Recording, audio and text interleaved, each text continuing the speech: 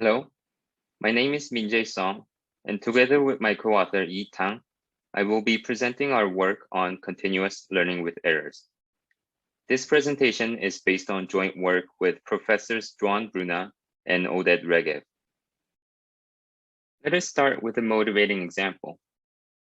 Does the following scatter plot look like the standard Gaussian? Of course, the answer is a clear no.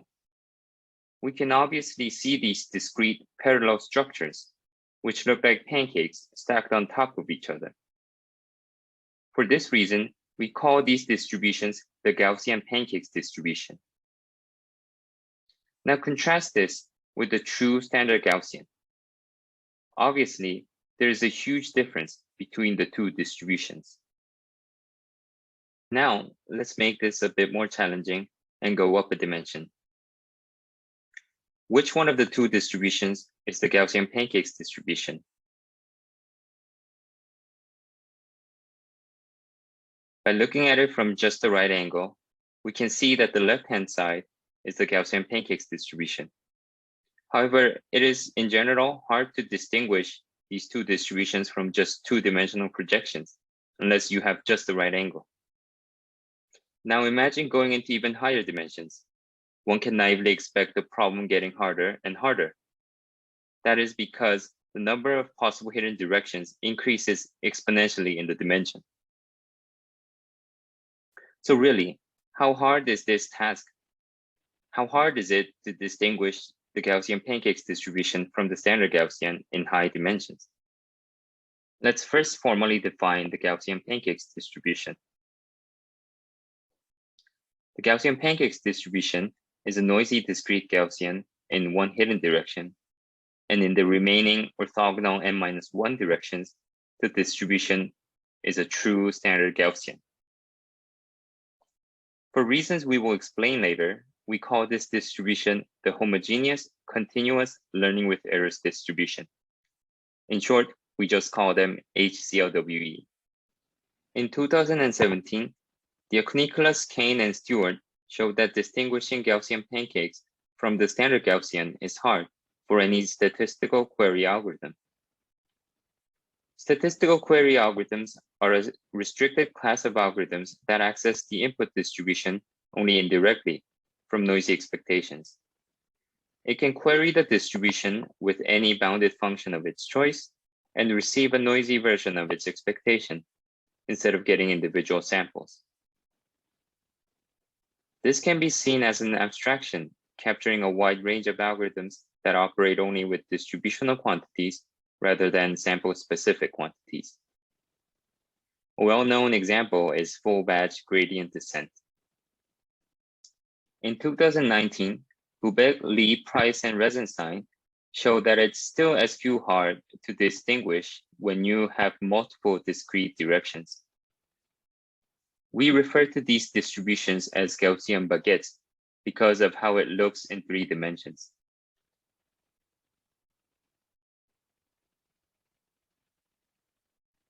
As we can see from the scatter plot, they really do look like baguettes stacked on top of each other. Given the list of hardness results we have seen so far, one may ask, how is this distinguishing task relevant to anything we care about? The hardness of distinguishing Gaussian pancakes from the standard Gaussian has a few important implications. First of all, it implies that estimating the density of Gaussian mixtures can be hard for SQ algorithms, even when the components are nearly non-overlapping, and parameter recovery is information theoretically possible with only polynomially many samples. Moreover, it implies that learning robust classifiers can be hard, even when they exist and are learnable in principle. Here, a robust classifier means a classifier that is not vulnerable to small imperceptible input perturbations. I will discuss more on robust classification and its importance in the next slide. Notice that all the hardness results we have seen so far apply only to SQ algorithms. Of course, SQ algorithms are powerful and capture many known methods. However, one can still wonder whether the hardness of this task extends beyond the SQ class. Indeed, this was posed as an open question by Bubeck and company in the same paper. They asked whether detecting the pancake structure is computationally hard for any algorithm. In this work, we resolved this open question in the affirmative. I will return to this open question after taking a slight detour into adversarial examples and robust classification. Here we have an image of a cute little Egyptian cat. With small noise in the L2 sense, we can make the classifier think that this is an image of a traffic light. The same attack can be carried out in small L infinity norm and small L0 norm. As we can see here, small imperceptible changes to input pixels can wildly throw off predictions of trained classifiers. Without a robustness consideration during training, classifiers can be extremely fragile and possibly dangerous. The example I show here is just an image of a cat, but one can imagine what adversarial attacks could do to autopilot systems of self-driving cars. Hence, understanding how to train robust classifiers is of utmost importance in machine learning. However, the work by Bubeck and company presents a theoretical possibility that learning robust classifiers might be computationally hard, even when they exist and can be learned in principle from polynomially many samples. Hence, even if we have sufficiently many data points, the learning task itself could be computationally intractable. Now, let us recall our main goal. Our goal is to distinguish the homogeneous continuous LWE distribution, also known as Gaussian pancakes, from the standard Gaussian in high dimensions. Here is again an illustrative plot for the homogeneous continuous LWE distribution. The two parameters gamma and beta characterize this distribution. The parameter gamma controls the distance between the Gaussian pancakes, and beta controls the thickness of each pancake. And now we state our main hardness result. We show that distinguishing Gaussian pancakes with spacing less than 1 over square root of n with accuracy only slightly better than chance is computationally hard, unless there are polynomial time quantum algorithms for certain worst case lattice problems. So if we assume that some lattice problems in the worst case are secure against quantum attacks, then Gaussian pancakes which are sufficiently close to each other cannot be distinguished from the continuous Gaussian by any polynomial time algorithm. Our main result has the following implications. Assuming some worst case lattice problems cannot be solved by polynomial time algorithms, distinguishing Gaussian pancakes and baguettes from the standard Gaussian is hard for any polynomial time algorithm. In fact, it's hard for baguettes with linearly many discrete directions. Moreover, it implies that improperly learning Gaussian mixtures is computationally hard, even when the mixture components are nearly non-overlapping. Note that hardness of improper learning is generally difficult to show because there is no restriction on what hypothesis the learning algorithm can output. We also note that our results are average case hardness results based on worst case hardness assumptions. Only a few hardness of improper learning results are based on worst case hardness. A well-known example is the work by Clivens and Shorstow, who likewise showed that learning intersections of half spaces is hard based on worst case lattice problems. Now I will pass the screen on to my superb co-author Yi Tang, who will explain what these worst case lattice problems are and give an overview of our hardness proof. Thanks, Minjae, for the introduction.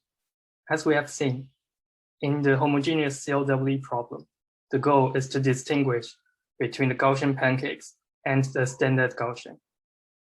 To prove the hardness of the homogeneous CLW problem, we actually prove a stronger hardness result for a relaxed problem, which we refer to as the inhomogeneous version of CLW.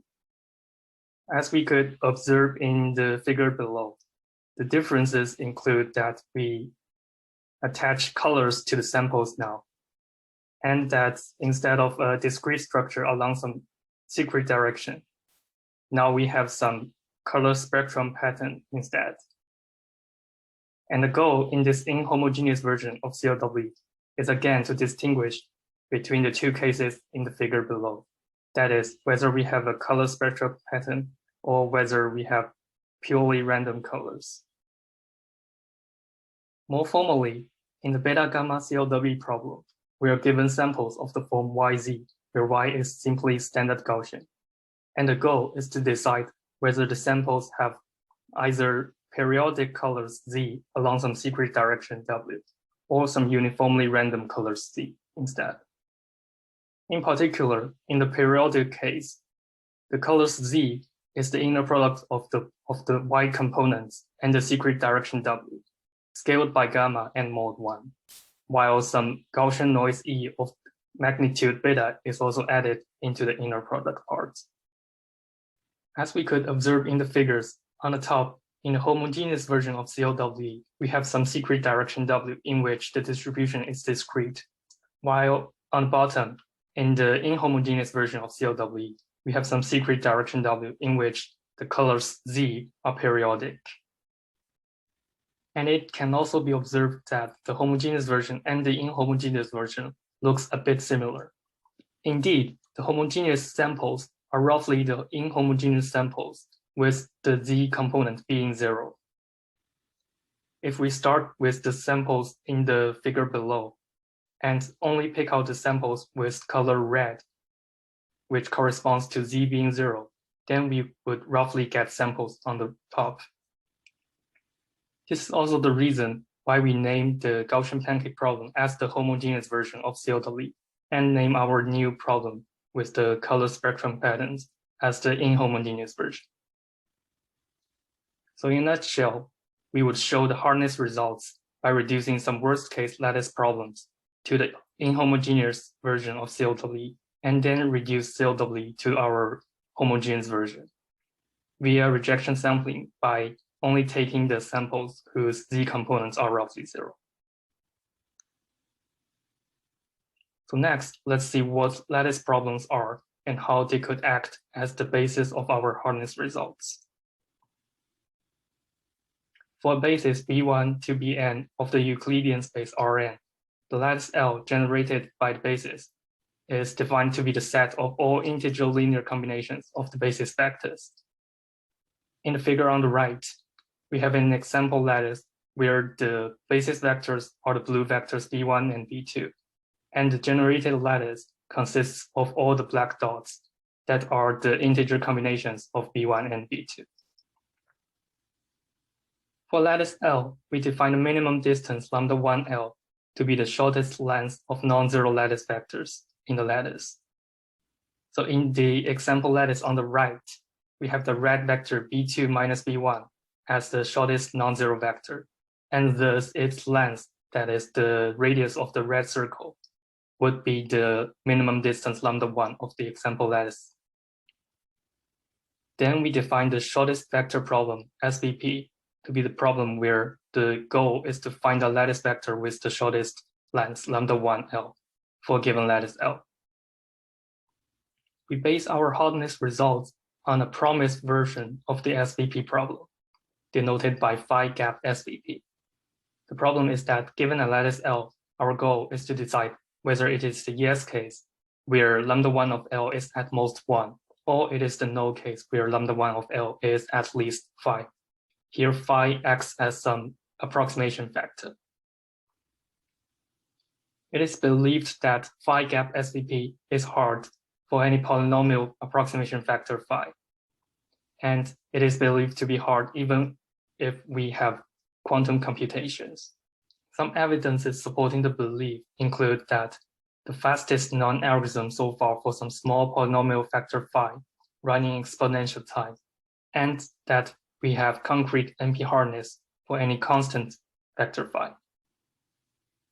Based on the conjectured hardness of gap SVP, Regev in 2005 and Pikert Regev Stenfest Davidowitz in 2017 show a quantum reduction from n over alpha gap SVP to alpha q LWE.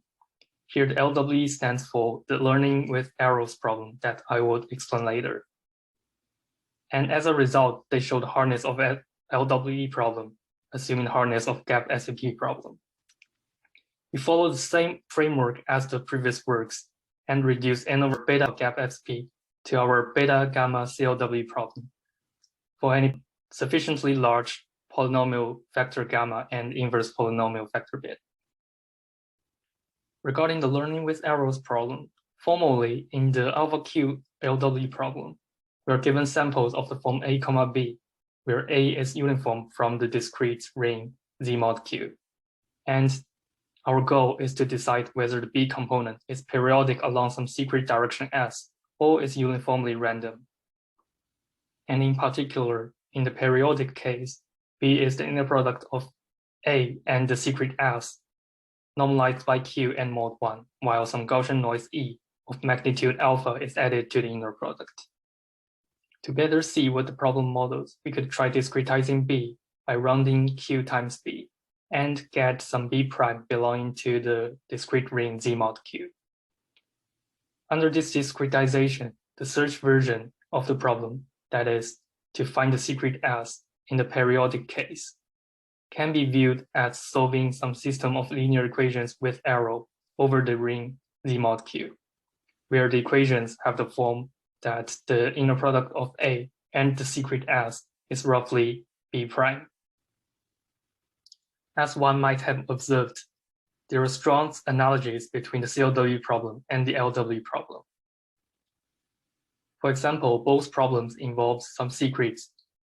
In the CLW problem, the secret is some unit vector W in the Euclidean space Rn, while in the LW problem, the secret is S in the discrete ring Z mod Q. Moreover, both problems involve taking samples as inputs, and in both cases, the samples have two components. In CLW, the first component Y is drawn from standard Gaussian, while in LW, the first component A is uniform in the ring. To remark, these distributions are somehow the simplest distributions over respective structures in both problems.